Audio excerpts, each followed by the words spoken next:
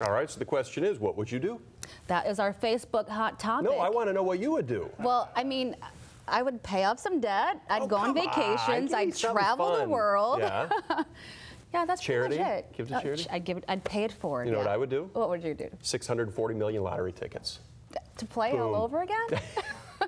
You'd probably have really good odds, though, if you could play that. I don't think so. We want to know what you would do if you won the Mega Millions jackpot. And us, we won $3. We won $3. $3. Big winners. Our number one story, I saw this one yesterday. I forwarded it to Michelle. Just knew it was going to take off. As you see right there, that's actress Alicia Silverstone, girl from the Aerosmith videos in the movie Clueless, and she has a unique way of feeding her uniquely named son, Bear.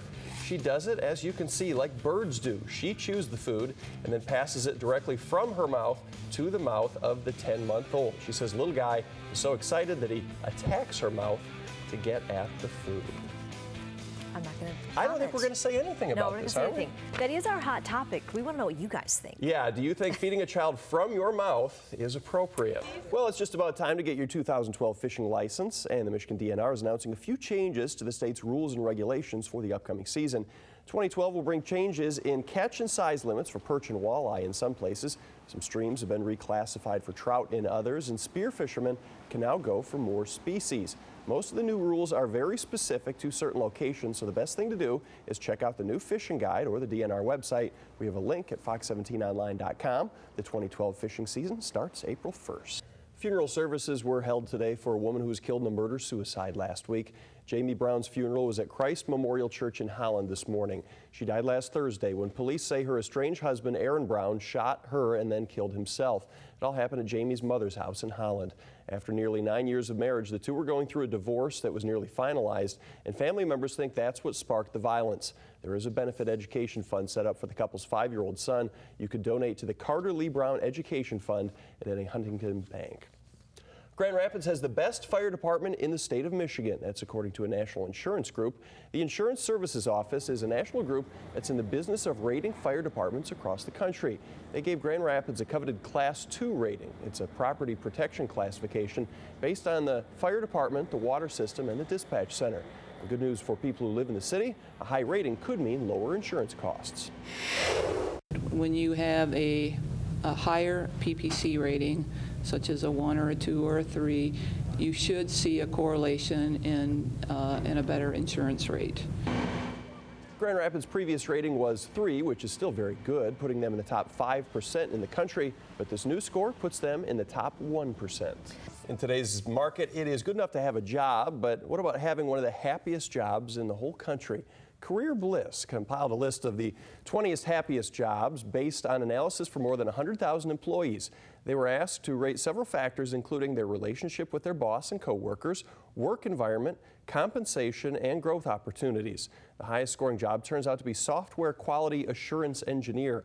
Second and third was a tie between executive chef and property manager. The top 5 is rounded out by teller and warehouse manager. I'm assuming that's like a bank teller, not Penn's assistant. Administrative assistant, customer service rep, and accountant also made the top 10. Those are like interesting. Teller, I know. Yeah. Thanks for joining us tonight, everybody. I'm Michelle DeSalvo. And I'm Tim Doty. Welcome to Fox 17 News at 5. We start with a man behind bars charged with killing his own grandson. According to court records, Greg Busby said he gave the baby medication to calm him down, but it turned out to be a lethal dose of morphine. Fox 17's Carl Apple is live in Grand Rapids, where the Kent County Undersheriff is about to make a statement on the case. Carl. Cold, gray, very wet. In a word, nasty today around West Michigan. Some slick roads and some ice in spots as the wild and weird spring took another turn. Fox 17's Rick Mecklenburg joins me now. You said it was going to be a good day to stay in bed, stay in the house, do nothing all day, and boy, you nailed that one. Man, what a crazy weather day. We had hail-producing thunderstorms, some sleet, some snow, some freezing rain. The only thing missing, a plague of locusts, I guess. That's good. That might be about it. You're not predicting any of those, No, that is not in the forecast. Let's get right to it. And move over Owen Wilson and Vince Vaughn. We have 2 wedding crashers who are more famous than you. Their names Queen Elizabeth and Prince Philip. Yes, that Queen Elizabeth. The British couple named Francis and John were getting married in Manchester, and they found out that the Queen and her hubby would be in town that same weekend, so they sent a wedding invite to Buckingham Palace as a joke. The royals politely declined and then secretly started making plans to show up. On the big day, they got there just before the vows were over. They chatted and posed for pictures, even told the bride how lovely she looked. Said Francis, we're going to have to get a bigger wedding album now. Oh, Wow. That's great. That's not a great picture, too. Amazing story. But she did have the curtsy down, so she knew Well, what to do. yeah. Pretty. I think over there you always have to know how to do it just in case, but nobody's ever going to top that wedding. The Queen showed up. That's fantastic. I thought your wedding was good. Thanks, Doty. You could be the queen at that wedding. Tried some of it, right? Yeah, Went on yeah, that day. I go every year. It's one of my high Oh, points that's right. of the That's right. midwinter. The turkey leg was something that was on a few years ago, didn't last, but it was voted on again by your staff, right? It did. We brought it back. Really became more popular at the beer fest that we had in February, and people said, "Why don't you bring this back?" So we wanted to bring it back, and it's going to be ready to go on open. An anonymous donor is offering a big reward to help investigators find the people responsible for spray painting a racial slur on a family's home in Allegan County.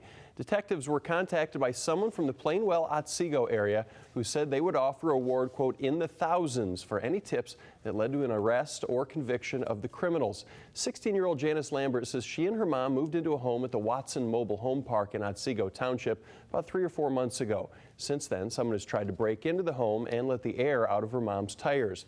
On Wednesday morning, they woke up to find a racial slur on the side of their home. The donor says the racial slur won't be tolerated and wants the victims to know that the community is supportive throughout this difficult time. Detectives in Ottawa County think they've spotted a couple of home invasion suspects using a stolen credit card. Now they're asking for your help in trying to track them down. Take a look. These are surveillance pictures from a gas station in Comstock Park. Police believe the two used a credit card that was stolen from a home in Georgetown Township earlier this week. They also believe the pair is driving around in a PT Cruiser, which was caught on camera right there. If you know who the two are, they're asking you to call the Ottawa County Sheriff's Department.